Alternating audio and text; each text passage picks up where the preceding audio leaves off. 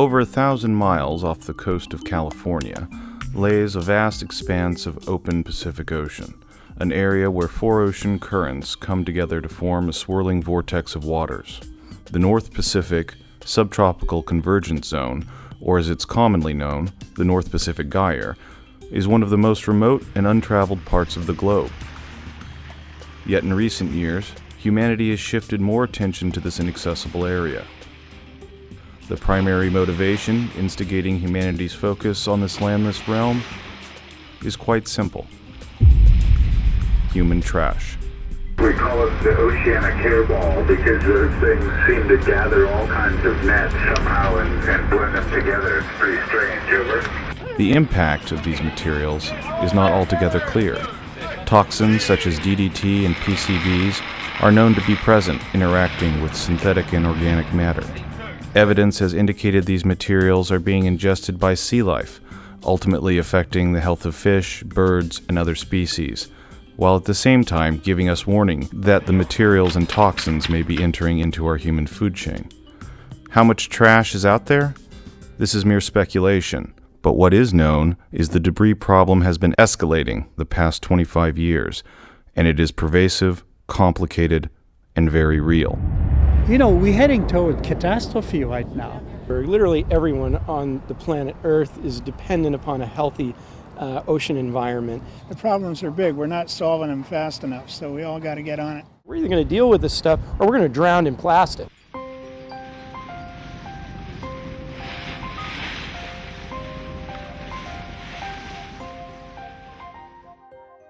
I am very committed to finding solutions to this marine debris problem in the Pacific.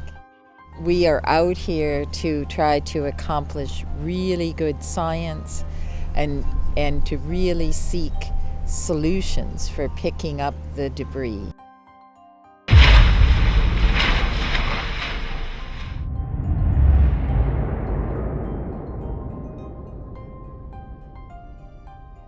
I've unfortunately started to see some terrible changes in the ocean. I thought, if nobody is taking on cleaning this up, I better do it.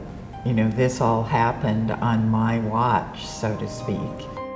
About 90% of what we were seeing in our trawl sample were polymer debris, and we saw very little signs of life.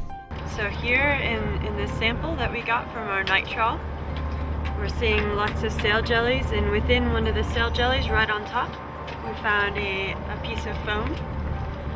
And we're starting to get more plastic in our samples as we go. What you couldn't see from the boat and what you could see when they brought it up was very disturbing. All of what you bring up, you can't even see unless you're staring right down at it. It's hard to describe it. I mean, if you see pictures of the surface of it and you can't see it. I was surprised. It wasn't quite what I expected. It was worse in a lot of ways than what I expected.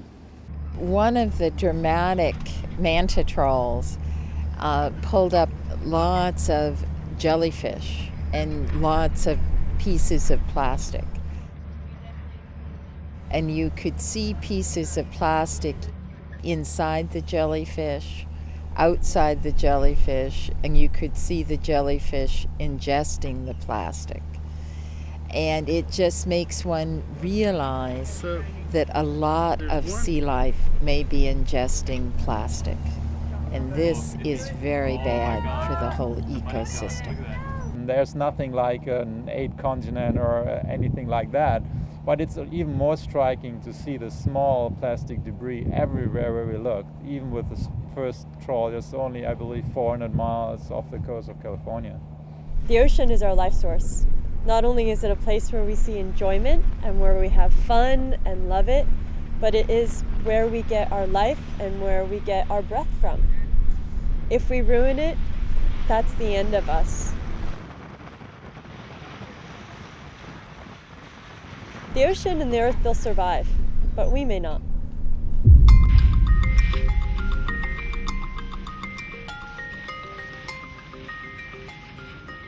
It's quite amazing to think of how many things are plastic and how they end up here in the middle of the ocean.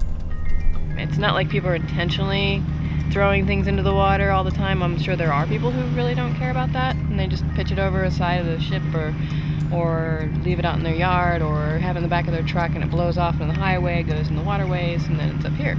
So a lot of it's just carelessness.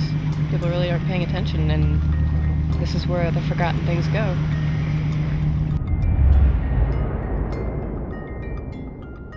I feel that the success of this expedition will be measured on how well we're able to spread the message of what is happening and create changes in people's behaviors and in the way cities and states and countries handle their garbage and find solutions for cleanup.